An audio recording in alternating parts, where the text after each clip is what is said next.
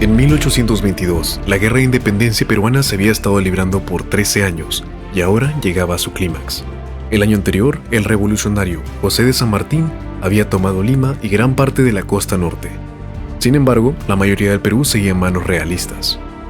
Todo el sur y el este estaban bajo el control del virrey José de la Serna, quien tenía su cuartel general en Cusco. No estaba claro si San Martín sería capaz de liberar al resto del Perú, ya que su campaña se encontraba en crisis. Sus soldados estaban furiosos al no haber sido pagados por meses y sus condiciones de vida eran terribles. A veces hasta tenían que comer comida podrida. Todo esto fue debido a que San Martín se había quedado sin dinero. Su principal mecenas, Buenos Aires, se negaba a seguir financiándolo. San Martín debía dinero, no solo a sus hombres, sino a la flota británica que había estado dando apoyo naval a su campaña. Eventualmente, la flota británica robó el dinero que se le debía de la tesorería y se fue. Era difícil visualizar cómo liberar al resto del Perú iba a ser posible. San Martín sabía que necesitaba ayuda, así que accedió a una reunión con el hombre que acababa de liberar a Colombia y Venezuela, Simón Bolívar. Los dos revolucionarios más importantes se reunieron en Guayaquil en julio de 1822 para discutir cómo derrotarían a los realistas en el Perú. No sabemos exactamente qué se dijo en la reunión, pero sí sabemos lo que ambos hombres hicieron después. San Martín renunció a su cargo y se retiró a Francia. Bolívar se convirtió en el comandante supremo de la campaña para liberar Perú y dedicó a todos sus hombres y recursos a la causa. Sin embargo, inmediatamente Bolívar se enfrentó a una crisis incluso mayor que la de San Martín. Al tomar el comando de la campaña, Bolívar heredó 2.500 de los exsoldados que tenía San Martín en Lima. No obstante, 3/4 de estos hombres se habían enfurecido tanto al no haber sido pagados que se pasaron a los realistas, lo que presentaba una seria amenaza. Bolívar urgentemente necesitaba sacar sus recursos y a sus hombres que quedaban fuera de Lima antes de ser capturados. Trabajó frenéticamente para evacuar Lima lo más rápido posible. Los revolucionarios escaparon justo a tiempo. Poco después, 3.000 tropas realistas llegaron y ocuparon la ciudad. La pérdida de Lima fue un desastre para Bolívar. Retiró sus fuerzas al norte e intentó reagruparse. Para mantener la campaña a flote tuvo que recurrir a medidas desesperadas. Ordenó reclutar a todos los varones de 12 a 40 años en el área local. Cualquier jefe local que no obedeciera podría ser fusilado por los hombres de Bolívar. Incluso los soldados rebeldes recibieron órdenes de saquear las construcciones locales. A pesar de estas medidas, el panorama para Bolívar era desalentador. Los realistas tenían 16.000 soldados profesionales, 5 veces más que él. Fue en ese momento, cuando parecía que la campaña peruana estaba perdida, que la fortuna le sonrió a los revolucionarios. Las fuerzas realistas en Perú estaban a punto de sufrir su propia crisis. Se relacionaba al caos en la misma España. 3 años antes, en 1820, un golpe de Estado había forzado al rey Fernando VII a compartir el poder con el gobierno liberal. Ahora, con la ayuda del ejército francés, Fernando derrotó al gobierno liberal y recuperó el poder absoluto. Esto causó una ruptura entre los realistas en Perú. El virrey español, José de la Serna, simpatizaba con el gobierno liberal que acababa de ser derrocado por el rey. Sin embargo, uno de sus generales, Pedro Antonio Olañeta, un archirrealista, no simpatizaba con las ideas liberales del virrey de la Serna. Con bendición del rey, Olañeta se rebeló ante de la Serna en un intento por convertirse en el virrey del Perú. Olañeta movilizó 5.000 hombres y tomó varias ciudades en el sudeste. Esto fue un desastre para de la Serna, quien ahora se encontraba luchando en 2 frentes. Envió 5.000 hombres bajo el comando de Jerónimo Valdés para recuperar las ciudades y destruir al ejército de Olañeta. Para los revolucionarios, este suceso ofrecía un rayo de esperanza. Bolívar actuó decisivamente, cruzando las montañas de los Andes y luego avanzando al sur, profundo en territorio enemigo. Ahora su fuerza amasaba un total de casi 10.000 soldados, incluyendo 1.500 personas de tribus de las montañas. El objetivo de Bolívar era el ejército de José de Canterac, que estaba estacionado cerca al pueblo de Junín. Sin embargo, conforme Bolívar se acerca, Canterac se niega a batallar y se retira. Bolívar persigue a Canterac, intentando evitar que escape hacia Cusco. Con la caballería de Bolívar hostigando constantemente a los realistas, Canterac finalmente se ve obligado a enviar su propia caballería para contrarrestarlo. En la pequeña batalla de Junín, la caballería de Bolívar derrota a la caballería de Canterac, dejando a la infantería vulnerable. Temiendo que Bolívar siga persiguiéndolo, Canterac forzó a sus hombres a marchar 160 kilómetros, lo que llevó a la deserción de 3.000 hombres. El temor de Canterac ante una persecución de Bolívar resultó ser infundado. En su lugar, Bolívar decidió consolidar su posición y luego dirigirse de vuelta a la costa para recuperar Lima. Con sus fuerzas debilitadas, Canterac se retiró hacia Cusco y solicitó refuerzos. En Cusco, De la Serna tenía algunos hombres de sobra. Se vio obligado a retirar el ejército de Valdés del sur y enviarlo a que se uniera con las fuerzas de Canterac. Mientras esto sucedía, Bolívar había retomado Lima y estaba ahora de vuelta en el lado oriental de los Andes, avanzando hacia el sur. Sin embargo, mientras los rebeldes se abrían paso hacia Cusco, se encontraron con un problema: se estaban quedando sin provisiones. Arriba en las montañas, sus líneas de suministros se habían sobreextendido y tenían problemas para obtener suficiente comida y pólvora. Bolívar decidió que regresaría a Lima por provisiones. Dejó a su segundo al mando a cargo, Antonio Sucre. Sucre tenía solo 29 años y era como un hijo para Bolívar. Su familia tenía raíces en Flandes, en la actual Bélgica. Es en honor a Sucre que la capital de Bolivia recibe su nombre. Bolívar le dio instrucciones claras a Sucre de esperar a su regreso. Se le dijo a Sucre que evite la batalla a menos de que la victoria sea segura. Dicho esto, Bolívar partió hacia Lima. A este punto los rebeldes estaban a 250 kilómetros de Cusco. Es probable que Bolívar no se hubiera ido de haber sabido lo que pasaba en el campamento realista. Las fuerzas de Canterac y de Valdés se habían unido, y ahora en una posición más fuerte eran ellos quienes buscaban batalla. Comenzaron a perseguir a los rebeldes, quienes se retiraron hacia el oeste. Por varios días, los dos ejércitos jugaron al gato y al ratón, con Sucre negándose a pelear, como se le había indicado. Eventualmente, cerca al pueblo de Ayacucho, los realistas acorralaron a los rebeldes. Ahora Sucre no tenía más opción que pelear. La batalla ya no se podía evitar. No fue así como los rebeldes esperaban que se diera la batalla final. La tarea de derrotar a los realistas en Perú había recaído no en el gran libertador Bolívar, sino en Sucre, su aprendiz.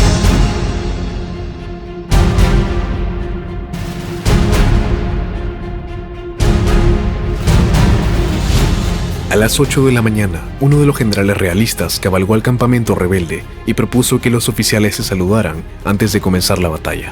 Muchos de los comandantes estaban vinculados por lazos de amistad o de familia, ya que habían luchado en el mismo bando en campañas pasadas. Con la autorización de Sucre, 100 oficiales se saludaron entre sí y se abrazaron antes de comenzar el combate. Con eso hecho, ambos lados se desplegaron para la batalla. Las fuerzas de Sucre se separan en 4 divisiones.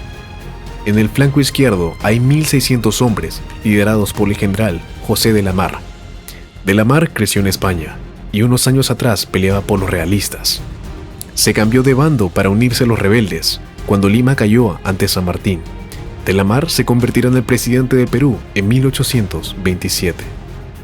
En el centro hay una división de caballería liderada por William Miller.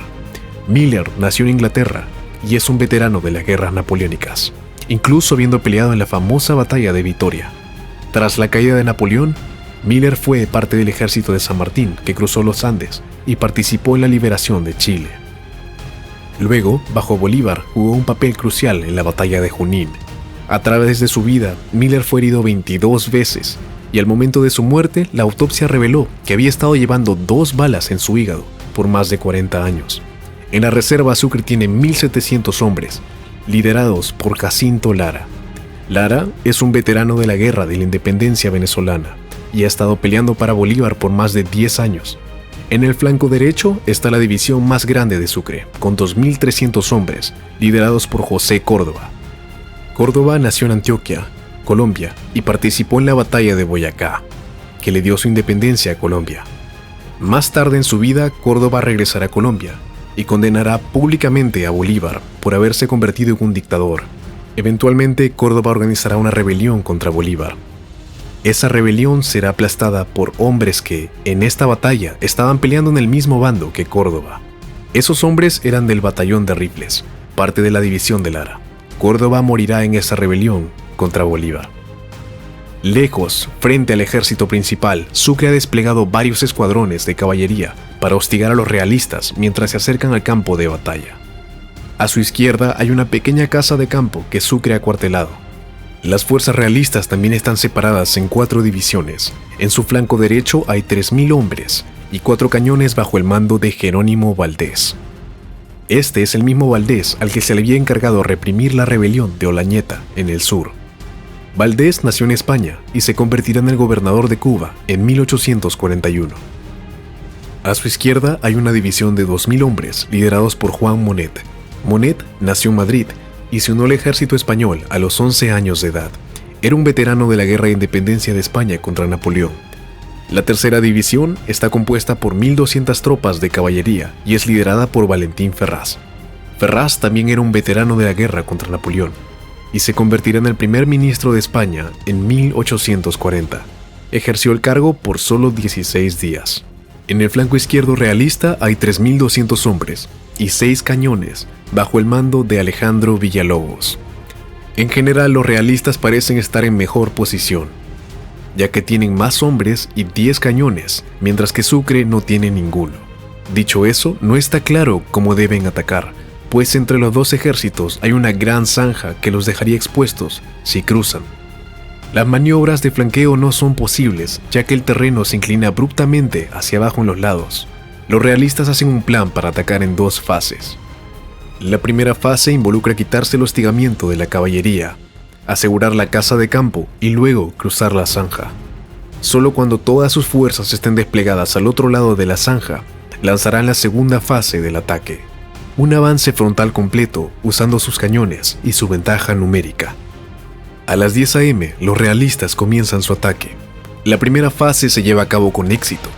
El hostigamiento de la caballería es repelido y los realistas aseguran la casa de campo. Luego, todo el ejército realista comienza a cruzar la zanja y a desplegarse para la batalla. Sin embargo, el plan de los realistas comienza a fallar. El flanco izquierdo de Sucre avanza para desafiar el control realista de la casa de campo. La división de Valdés utiliza sus cañones contra las tropas que avanzan. Al otro lado del campo de batalla, esto causa confusión. Uno de los batallones de la división de Villalobos, el batallón de Cusco, escucha los disparos del cañón y cree que señala el inicio de la segunda fase del plan. Esto es incorrecto. La mayoría del ejército realista en realidad todavía no está en posición y no está listo para el avance general. El batallón de Cusco avanza demasiado hacia adelante y se termina peleando contra la división entera de Córdoba. Aislado y superado en número, el batallón de Cusco sufre serias pérdidas y empieza a derrumbarse. Viendo esto, Villalobos lidera el batallón de Alexander al frente para intentar darle algo de apoyo al batallón de Cusco. Este también es abrumado y obligado a retroceder. Viendo la oportunidad, William Miller actúa sin órdenes de Sucre y carga para ayudar a la división de Córdoba en su avance. Mientras que el flanco izquierdo realista está retrocediendo, su flanco derecho está teniendo más éxito y pone una gran presión en el flanco izquierdo de Sucre. La división bajo de la mar está siendo impactada por cañones, pero las líneas se mantienen apenas. Sucre envía a la división de Lara para reforzar la línea. Mientras tanto, el flanco izquierdo realista continúa retrocediendo y es forzado a abandonar sus 6 cañones. Esos cañones no han sido disparados ni una sola vez, un gran fracaso para los realistas. Ambos bandos envían más de sus refuerzos al combate. De la Serna, desesperadamente, necesita evitar una derrota completa de su flanco izquierdo, así que envía a los 2 batallones de Gerona al combate. Al mismo tiempo, la división de Monet recibe la orden de cruzar la zanja y atacar en el centro. Para contrarrestar a la división de Monet, Sucre envía 2 escuadrones de caballería y un batallón de infantería a esperar a la división de Monet y lanzar un ataque sorpresa al escalar la zanja. La división de Monet emerge de la zanja y se encuentra inmediatamente con disparos de mosquete y caballería. Le va extremadamente mal y pelea con poca determinación. De hecho, algunos historiadores han especulado que el propio Monet no estaba completamente comprometido con la causa realista. Para evitar el colapso de la división de Monet, el general Ferraz avanza con 500 caballos hacia el flanco derecho de los rebeldes, pero se encuentra con disparos de mosquete que matan a su caballo bajo él. El flanco realista izquierdo continúa colapsando, por lo que el propio de la Serna se une al combate en un intento por agrupar a sus fuerzas. Incluso esto es en vano. El flanco derecho de Sucre continúa abrumando a los realistas, y eventualmente el mismo de la Serna es herido y capturado. Algunos de los hombres de Sucre escalan media montaña y plantan la bandera colombiana. La división de Valdés, que sigue combatiendo efectivamente, ve la bandera de Colombia, se dan cuenta de que la batalla está perdida y se retiran. La victoria de Sucre es total. 2.000 soldados realistas han sido asesinados y 300 capturados. La batalla había sido una historia de dos flancos. En el norte eran las tropas realistas de Valdés las que tenían la ventaja y estaban a punto de lograrlo. En el sur eran los rebeldes quienes salían vencedores. La diferencia había sido que mientras que en el norte los rebeldes apenas aguantaban, en el sur las líneas realistas se habían roto. Gran parte de esto se debió al determinado combate de la división de Córdoba, y es por esto que Córdoba pasaría a ser conocido como el héroe de Ayacucho.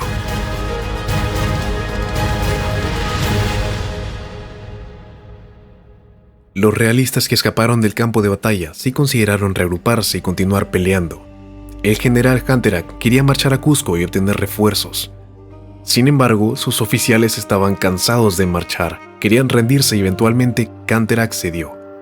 Se reunió con Sucre y accedió a entregar las armas.